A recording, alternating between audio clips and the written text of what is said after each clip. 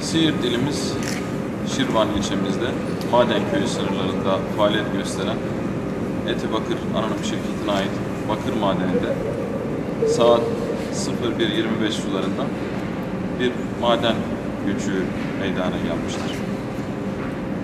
Maalesef bu göçükte maruz kalan 5 işçi kardeşimiz olmuştur. Bu 5 işçi kardeşimizden ikisi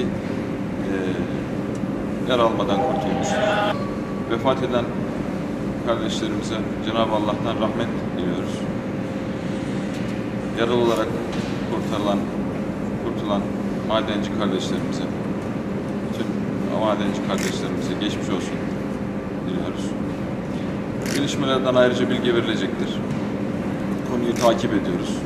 Burada uzman ekiplerimiz, AFAD ekiplerimiz, arama kurtarma ekiplerimiz, UMKE ekiplerimiz, sağlık ekiplerimiz, jandarmamız, kaymakamımız, bütün yetkililerimiz burada.